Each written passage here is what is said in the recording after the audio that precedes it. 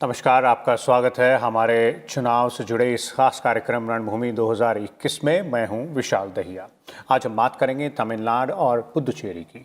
तमिलनाडु विधानसभा चुनाव में प्रचार अपने आखिरी दौर में पहुंच गया है। राज्य की 234 विधानसभा सीटों पर 6 अप्रैल को वोट डाले जाएंगे। राज्य में एक ही चरण में मतदान होगा।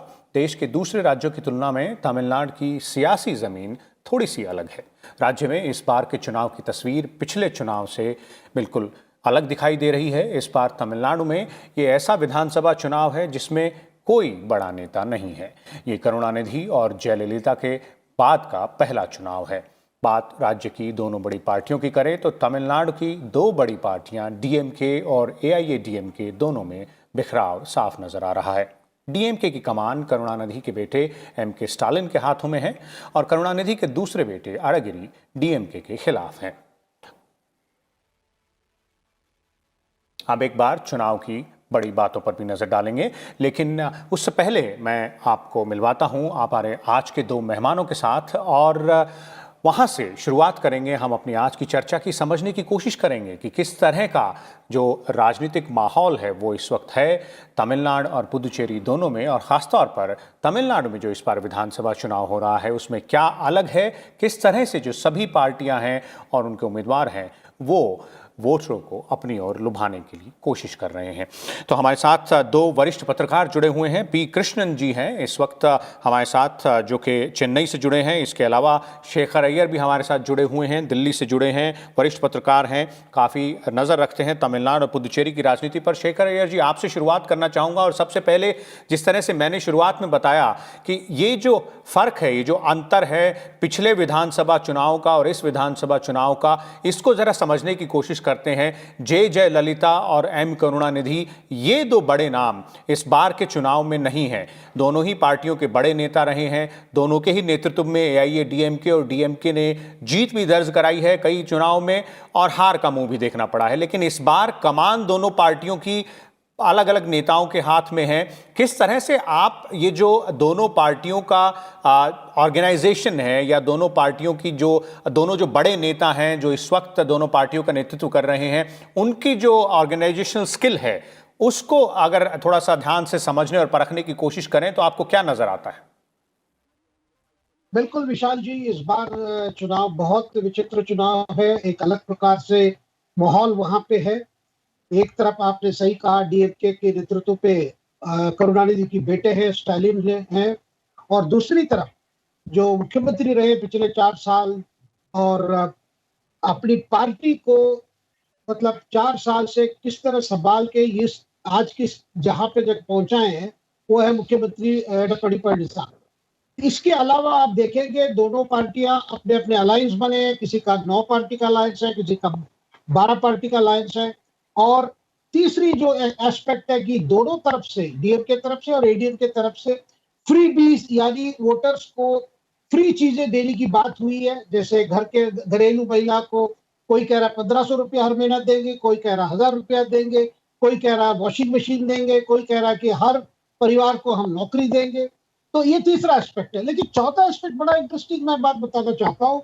देखिए, लड़ाई है डीएमके और एडीएमके के बीच में, लेकिन पिछले दिनों में, पिछले हफ्ते में खास करके जब से प्रधानमंत्री नरेंद्र मोदी जी वहां पे कई मीटिंग अटेंड कर चुके हैं और गृह मंत्री अमित शाह भी जा चुके हैं, ज्यादातर डीएमके की जो निशाने पर है प्रधानमंत्री और बीजेपी। जब बीजेपी केवल 20 सीटों पर लड़ रही है और डीएमके और बीजेपी के बीच में अगर सीट वाइज आप देखेंगे केवल 14 सीटों की लड़ाई है। लेकिन फिर भी लग रहा है कि जो कैंपेन हम देख रहे हैं कि डीएम की तरफ से बार बार स्टालिन हर मीटिंग में, उनके बेटे भी उदयनिधि स्टालिन हर मीटिंग में यही कहते जा रहे हैं कि एक्चुअली चुनाव लड़ रहा है बीजेपी और सामने एडीएमके। अगर आप वोट देंगे एडीएमके को, वो वोट है बीजेपी के लिए। तो किसी तरह ऐसा फैक्टर बन गया बीजेपी वहां पे डीएमके के लिए। मुझे लगता है कि जो कॉन्फिडेंस डीएमके में था 2019 चुनाव के बाद, जब डीएमके फ्रंट के लिए बहुत अच्छी सफल मिली थी, वहां के 39 सीट से 38 सीट जीत गए थे। लेकिन पिछले 2 साल में या 20 महीने में जिस तरह काफी ग्राउंड चेता हुआ आया है, कहीं ना कहीं लगता है कि एडीएमके भी अच्छे फाइट में आ गए और कई कॉन्स्टिट्यूंसी में कहा जा रहा है कि बड़े टफ फाइट चल रहा है। तो ओवरऑल अगर आप देखेंगे ये चुनाव जो पहले लग रहा था आसान था डीएम के लिए, आज लग रहा है कि कोई वेव नहीं है। ये जो बार बार कहा जाता है कि वेव है, आज मतलब वेव के मतलब मैं कह रहा हूं कोई एंटी इनकम्बेंसी वेव नहीं है। जी मुख्य कि बड़े वेव हो जो सत्ता पे हो, जो पार्टी 10 साल से है, इसका मतलब है कि 6 तारीख को जो वोटिंग होनी है, ये सबके लिए एक प्रकार से एक चुनौती है जी विशाल जी। बिल्कुल। ये बड़ी बातें आपने बताई तमिलनाडु के चुनाव की, शेखर जी, और हम मुद्दों की भी बात करेंगे, और जो अलायंस लाइनअप है, यानी कि जो गठबंधन दोनों ही दलों ने बनाए हैं, और जो बाकी छोटे दलों के जो गठबंधन है उनकी बात करेंगे। लेकिन पी कृष्णन जी के पास जाने से पहले मैं एक बार और एक इसी सवाल को दूसरे पहलू से एक बार हम जांचना चाहेंगे, और वो ये है कि जब कोई बड़ा नेता किसी पार्टी का नहीं होता है तो उसमें बिखराव या उसमें आपसी खींचतान नजर आना कोई बड़ी बात नहीं है, ये आम बात है। कई पार्टियों में, कई और राज्यों में ऐसा देखने को मिला है।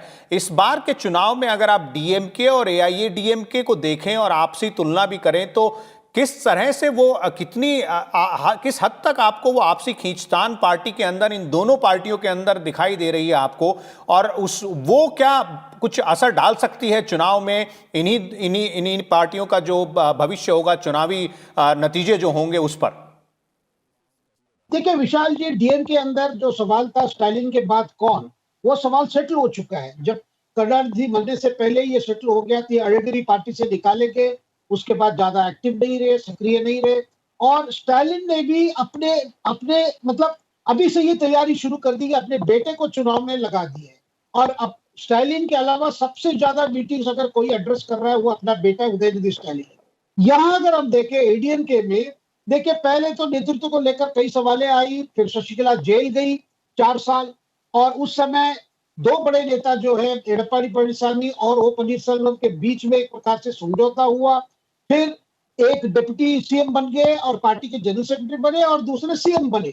और मतलब यानी दो, एक पनीरसेल्वम पार्टी के संभाले कोऑर्डिनेटर के तौर पे, और यहाँ पे सीएम का काम पळनिसामी संभाल लिए। अब सवाल आया कि जब 4 साल काट के जब शशिकला बाहर निकली, लग रहा था कि कोई बड़ा विस्फोट होगा, लेकिन शशिकला ने डिसाइड कर लिया कि वो अभी कुछ नहीं बोलेगी, और वो चाहती है कि जयललिता की जो राइवल पार्टी थी डीएमके, उसकी पहले पराजय हो, फिर वो सोचेगी आगे। लेकिन उनके जो भतीजा है यानी टीटीवी दिनकरन, जिसने अपने पार्टी बनाया एएमएमके, यानी अम्मा मक्कल मुंडेट्र कड़हम, वो एएमएम के बस कोई सीटों में लड़ रही है। बस उनका भी एक बड़ा नेगेटिव एजेंडा है, भाई किस तरह मैं एडीएमके को डैमेज करूं, वो उस रास्ते पे चले। लेकिन कुल मिलाकर देखें, आज की चुनाव एडप्पाडी के नेतृत्व में एडीएम के चुनाव लड़ रही है, और जी अच्छी तरह लड़ रही है। और जो जो भी था चीजें, मतलब अंदर जितने टेंशन था पिछले 4 साल में, वो सारे टेंशन मुझे लगता है अभी कंट्रोल में आ चुका है। और यहाँ पे देखिए, जो पार्टी के अंदर सीनियर डीएमके के लीडर्स के अंदर एक प्रकार से कि क्या अभी से स्टालिन ने तय कर लिया कि उदयनिधि को सामने कर रहे हैं, जिस बात पर हो सकता है उनकी बहन जो कनिमोझी को भी नापसंद हो, फिर भी इस चुनाव स्टालिन के लिए है, स्टालिन नेतृत्व के लिए, और पार्टी ने चुनाव पे गया है कि स्टालिन को मुख्यमंत्री बनाने के तौर।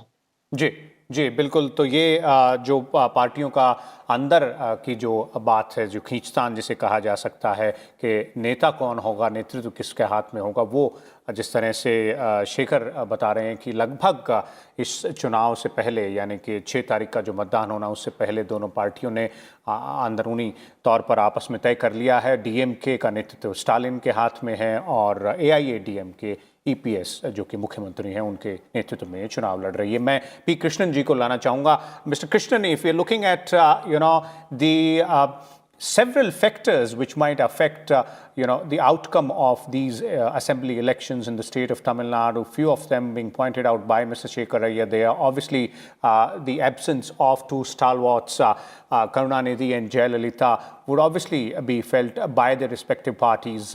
But also the very fact that AIA-DMK has been in power for 10 long years, and naturally DMK has been in opposition. Both sides looks like are not in a mood to leave any stone unturned this time around. Yeah, as you said, Mr. Vishal, good evening. As you said, this is the first time after 1967.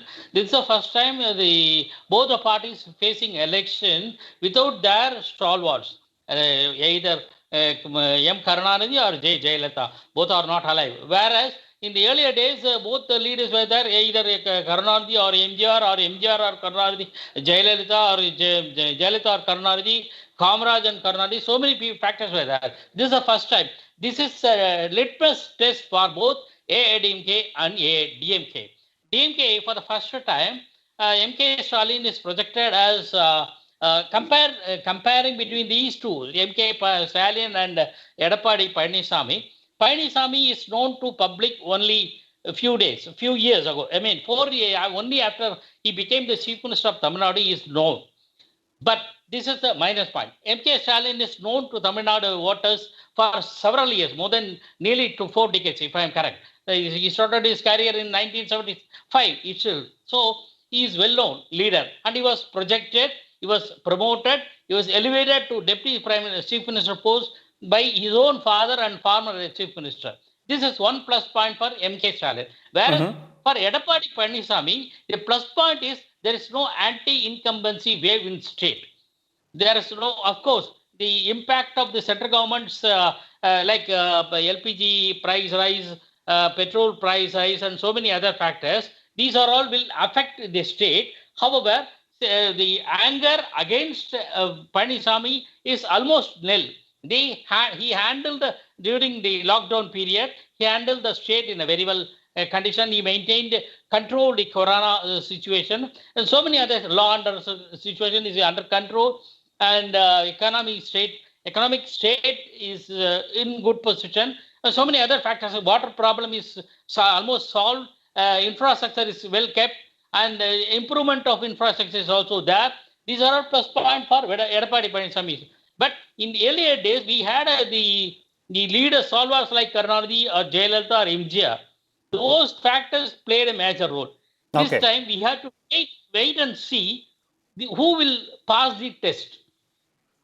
Okay, definitely it is indeed a litmus test, not only for the DMK and AIDMK both, but also specifically if you're looking at their leadership, that is MK Stalin for DMK and EPS for AIADMK. Now, we also need to take a look at, how the alliances are aligned. And if we have to look at the alliances, we'll have to also look at the smaller players that as well. तो अगर गठबंधन की तस्वीर की बात करें तो तमिलनाडु की जो सत्ताधारी पार्टी AIADMK है, वो इस बार बीजेपी के साथ मिलकर विधानसभा चुनाव लड़ रही है।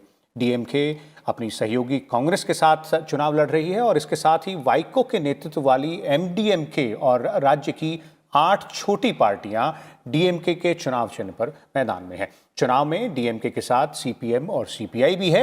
एएमएमके के नेता टीटीवी दिनाकरन ने असदुद्दीन ओवैसी की एआईएमआईएम से भी गठबंधन किया है। बात अगर तमिलनाडु की राजनीति की हो और फिल्म स्टार ना आए, ऐसा भी मुमकिन नहीं है। 1967 से लेकर तमिलनाडु की राजनीति में फिल्म सितारों का दबदबा रहा है और इस बार के चुनाव में भी एक ऐसा चेहरा मौजूद है। कमल हसन की पार्टी एमएनपी ने भी इस बार के चुनाव में दांव लगाया है। एमएनपी के साथ एआईएसएमके और आईजीके का गठबंधन हुआ है। तो आइए इस जो ये गठबंधन है इसको और थोड़ा सा बेहतर तरीके से समझने की कोशिश करते हैं। हमारे साथ शेखर अय्यर मौजूद हैं। शेखर, आप इससे पहले भी बात कर रहे थे कि किस तरह से जो छोटी पार्टियां हैं, कई छोटे राजनीतिक दल हैं, वो एक साथ आए हैं।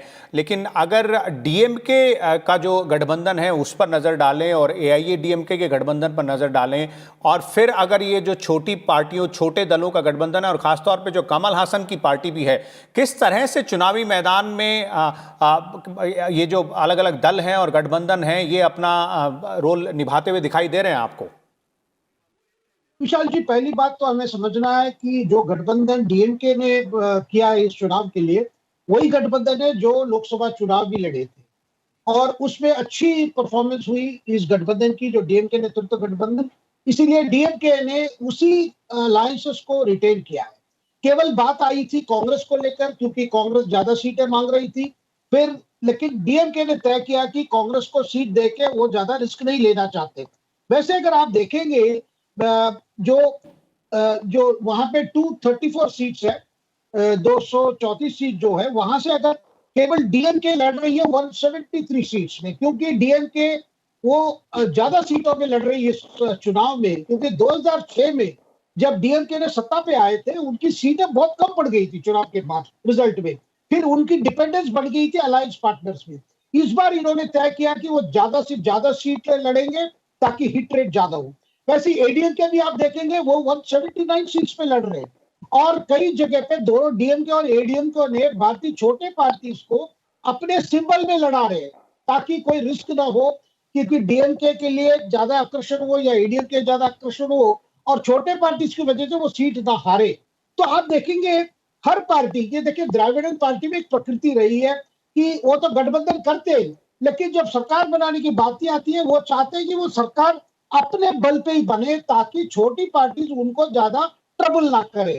देखिए 2006 से 2011 तक जो डीएमके की सरकार रही उसमें कांग्रेस की बड़ी भूमिका थी, और ये भी हमें समझना होगा 2006 में जो रिजल्ट आया वो 100 ऊपर क्रॉस नहीं कर पाए डीएमके। जब करुणानिधि जी मौजूद थे, जब करुणानिधि सामने थे, तब भी डीएमके के लिए इस तरह की दिक्कतें आई। इसीलिए आप देखेंगे इस बार भी डीएमके और एडीएमके के बीच में जो डायरेक्ट फाइट है वो केवल 131 सीटों में है, 131 सीट में ही ये लड़ाई डायरेक्टली है।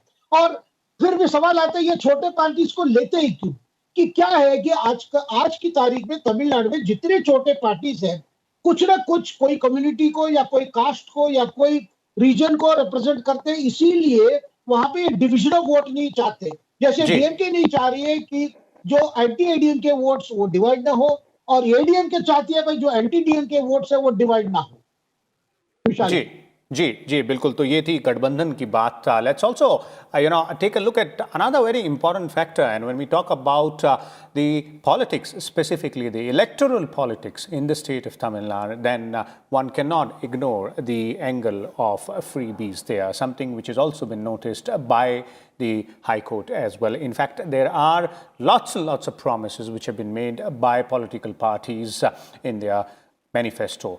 And that is in addition to what the candidates and the star campaigners are promising in their public rallies as well. So let's try and understand, the entire rationale behind the promises and how the voters of the state are likely to take to these promises. Mr. P. Krishnan is also with us. Mr. Krishnan, washing machines, government job for every member or one member of the family on one side, that these are the promises. On the other side, the promises are around 1,000 rupees per month for the female, women member of the household, and obviously jobs therein as well. So quite a number of promises. When we are looking at the freebies angle, it's not the first election. In fact, this is a long-lasting trend in the electoral politics of Tamil Nadu.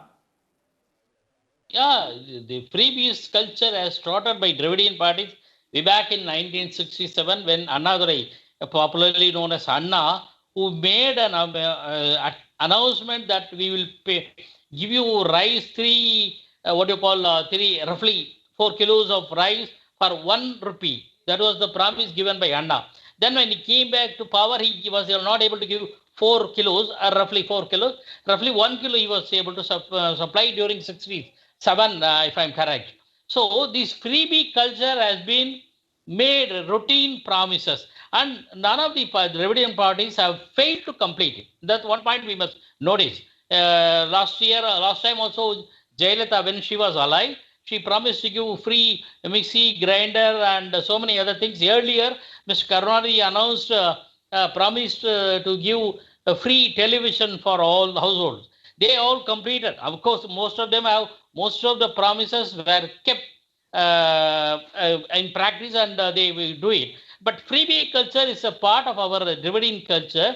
The noon meal scheme, which was introduced by Mr. MGR in 1982, still exists, and it's sort of being improved every now and then. I don't know what the resources they may find for that. I think liquor income is a major share for them. And even now, almost all the parties make such promises. Like, I don't know how far it is possible to offer one government job to each family. I don't know how far they will they create more such opportunities, job opportunities in the government sectors. I'm not able to understand it. However, Okay. they do it. Most of the promises are kept. That is a surprising one Okay. by both Okay. the dividend parties, DMK and ADMK also. Okay okay Shekhar ji, अब ये जो मुद्दा है लोक लुभावने वादों का, वो तमिलनाडु की राजनीति में बहुत ही अहम स्थान रखता है। सभी पार्टियां, जिस तरह से कृष्णन जी बता रहे थे, और ऐसा नहीं है कि आज से शुरुआत हुई हो, लगभग कई चुनाव से, कई दशकों से इस तरह के वादों की बयार सभी राजनीतिक दलों की तरफ से होती रही है। लेकिन हाल ही में मद्रास हाईकोर्ट की तरफ से भी इस मुद्दे पर एक टिप्पणी की गई, जिसमें साफ तौर पर ये कहा उन्होंने कि ये जो राजनीतिक दलों के उम्मीदवार हैं उनको ये जो लोक लुभावने वादे हैं, लैपटॉप, टीवी, पंखे, इनकी बजाय अब बुनियादी सुविधाओं पर ज्यादा ध्यान देना चाहिए। आपको लगता है कि ये जो लोक लुभावने वादे हैं, इनके पीछे कहीं जो बुनियादी सुविधाओं से जुड़े जो मुद्दे हैं वो छिप गए हैं कहीं तमिलनाडु की राजनीति में? देखिए, हम क्यों ये पूछे कि केवल तमिलनाडु में, क्या अखिलेश यादव ने कम लैपटॉप नहीं दिए थे उत्तर प्रदेश में? देखिए, ये हर राज्य में ये बातें आती है और हर पार्टी के मैनिफेस्टो ये बात है। देखिए, पिछले चुनाव में छत्तीसगढ़ में, मध्य प्रदेश में, राजस्थान में, उसमें भी कई ऐसी थे, भाई हम अनएम्प्लॉयमेंट अलाउंस दे देंगे, न्याय करके स्कीम की बात हुई थी, लेकिन वो स्कीम भी इम्प्लीमेंटेशन में दिक्कत हुई। देखिए, पार्टी से करते रहते हैं। और तमिलनाडु में खास करके एक बात, ये जो फ्री बीज देखेंगे, ज्यादातर महिला वोटर्स को आकर्षित करने के लिए ज्यादा है। उसका कारण है कि तमिलनाडु में जो एक तरफ जो देखिए, जिस तरह लिकर, एक ही राज्य है जहां पे लिकर डायरेक्टली स्टेट गवर्नमेंट की मतलब सेल करते हैं। एक अलग अंडरटेकिंग है टास्मा करके, और टास्मा ने ही लिकर दुकानें खोली है जो पूरी की पूरी सरकारी है। एक तरफ लिकर वो देते हैं, दूसरी तरफ जो परिवारों के अंदर जो दिक्कतें होती है, अगर जो अर्निंग मेंबर जाके सारे अपने सैलरी को उड़ा देता है दारू में, फिर घर में कुछ नहीं रहता। इसीलिए आप देख रहे हैं इस बार कोई कह रहा हम 1000 रुपया देंगे डायरेक्टली, जो घर चला रहे महिला उनको देंगे, या कोई कह रहा 1500 देंगे। देखिए, सवाल जो है, तमिलनाडु में महिला वोटर ज्यादा है, मतलब मेल वोटर से ज्यादा महिला वोटर है, नंबर 1। नंबर 2, अभी आपने कंट्रोवर्सी देखा होगा, जिस तरह भूतपूर्व केंद्रीय मंत्री ए राजा एक टिप्पणी की थी एडपाडी पळनिसामी पे, उनकी मां पे, और खास करके महिला वर्ग के ऊपर, जिसको लेकर काफी बवाल हुआ, और इलेक्शन कमीशन ने ए राजा को 48 आवर्स के लिए बैन कर दिया। और उसके बाद उस इश्यू को जिस तरह एडीएमके ने ले जाके लोगों कह रहे, भाई देखो डीएमके आएंगे तो महिला की हालत क्या होगी। तो कहीं ना कहीं जेंडर का भी इसमें हिसाब आता है, जहां लगता है पार्टी, क्योंकि एमजीआर जब थे वो अति प्रिय माने जाते थे फीमेल वोटर्स के लिए। और जयललिता का आप देखेंगे 2011 में जिस तरह वो जीत के आई, और 2016 में बहुत परसेंटेज वाइज आप देखेंगे नैरो मार्जिन था, लेकिन जो अधिक परसेंटेज का कारण यही था कि महिला वोटर्स का कनेक्ट अच्छा था जयललिता से। और जयललिता की जो फाइट में वो हमेशा हर महिला वोटर सोचते थे कि अपनी इंडिविजुअल लड़ाई उनमें है। तो इसीलिए ये फ्री बीज भी कल्चर आप देखिए, इस बार जैसे कहा जा रहा है हम वॉशिंग मशीन देंगे, वॉशिंग मशीन तो फिर वही महिला वोटर के कहीं आकर्षित करेगा, क्योंकि घर का जितना कपड़े हैं वही धोते हैं। तो यही सारी चीजें एक प्रकार से एक स्पेसिफिक टारगेट को लेकर है। जी बिल्कुल। तो एक जो वर्ग है समाज का, उसको लुभाने की कोशिश है, आप कह रहे हैं शेखर जी। और लोकतंत्र में चुनाव जो है सबसे बड़ा त्यौहार होता है, और सभी राजनीतिक दल और पार्टियां, उनके उम्मीदवार, उनके स्टार प्रचारक कोशिश ज़रूर करते हैं अपने अपने तरीके से मतदाताओं को लुभाने की, लेकिन आखिरी फैसला मतदाताओं के हाथ में होता है। और तमिलनाडु में ये 6 अप्रैल को मतदाताओं के हाथ में फैसला होगा। उनको अपने मताधिकार का प्रयोग करना है, और इसका नतीजा 2 मई को हमें देखने को मिलेगा। आपका बहुत बहुत धन्यवाद शेखर अय्यर और पी कृष्णन, अपने विचार हमसे और हमारे दर्शकों से साझा करने के लिए। Will come back again with a different aspect of these assembly elections, ongoing assembly elections in 4 states and 1 union territory. Keep watching.